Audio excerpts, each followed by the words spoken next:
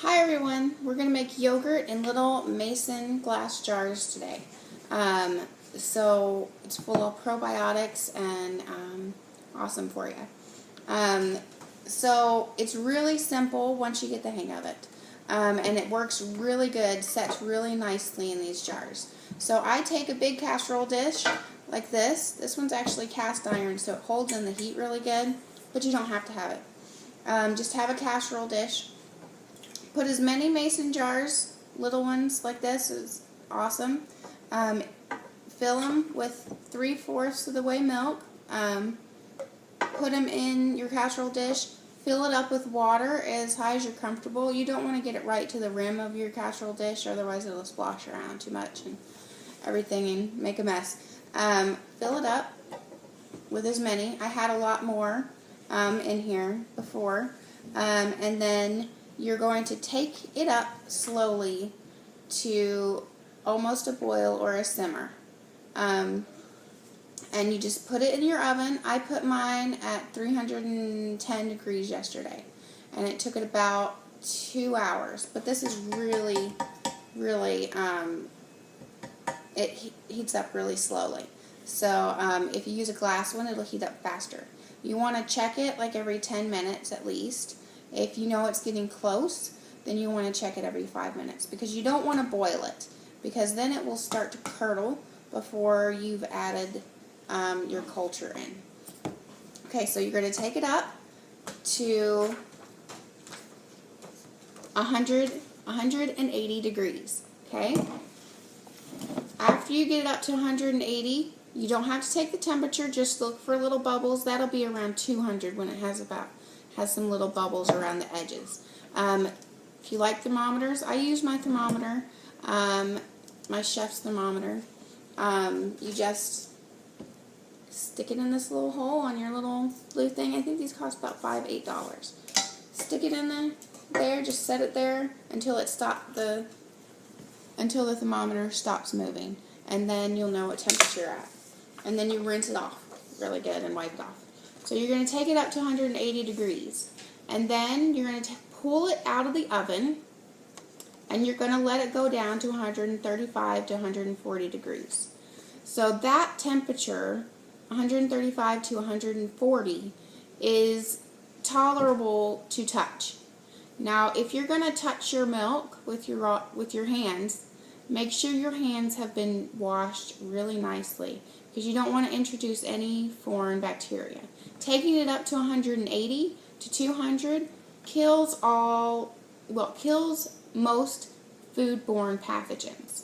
So if your jars weren't sterile, now they almost are. And so you're going to take it up there, and then after you get it down to 135, you're going to put a spoonful of culture in. I use Greek yogurt, generic. This is like Kroger brand. Probably any live cultured yogurt works. A spoonful per jar. Mix it up really well. I stir it twice. First I stir it with a spoon and stir it with a fork. After the milk stops moving, if you see little floaties of yogurt, keep stirring, because it will not set as well if the yogurt is not mixed in with the milk. Okay? So after you have mixed it in thoroughly, you're going to put this whole thing back in the oven, and you're going to keep it at 130 degrees at least for 3 hours. So basically you want to keep it warm for at least 3 hours. Sometimes the yogurt does not like to set. Maybe there's just not as many cultures in the yogurt you chose. So if it doesn't look like it's set some yet, then you're going to keep it warmer. I often do it overnight. This batch, I did it overnight. So I started in the morning. It took a couple hours to get it up to 180.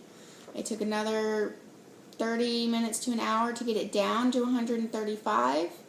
I added my yogurt when I had a chance, and then I made sure I kept it at 130 for about 3 hours, but I still didn't think it was set quite as much, so I just the oven will be off, but I flipped it on to warm again for a little while on my oven until it, like for 5 minutes.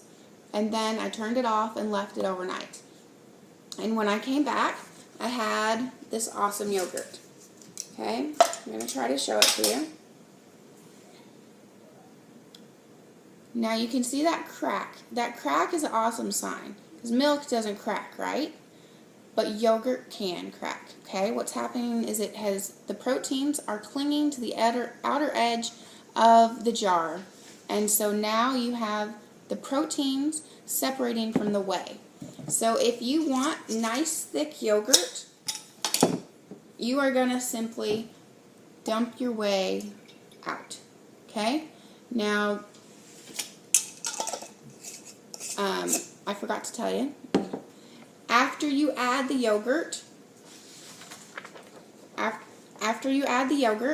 you're going to put lids on and screw them on gently. Not super tight, but gently. This will get your lids a little clean, but if you are really germophobic, go ahead and boil them. Okay? Boil your lids and your things, but I don't find it necessary and don't do it for myself. I just wash them in the dishwasher and stick them in a Ziploc baggie to save for later, and they're pretty darn clean. So whenever you go to eat your yogurt, you may find a little more whey on top. It just continues to separate. And that's fine. Just dump it out or keep it, whichever one you like. I'm sure there's nutrients in the whey that our bodies would love to have. Awesome thing about yogurt is you have probiotics. Also, the good bacteria that you introduce, the probiotics, have eaten the lactose, which is the sugar in milk. So it may not have eaten all of it, but if you are lactose intolerant, yogurt often will settle better. And also, if you find you're not tolerant to store-bought yogurt, you may be tolerant to homemade yogurt, because there's no additives. There's milk. There might be a little additives in your starter, but there's just milk and good bacteria, probiotics. Okay? Any questions, let me know. Okay, bye.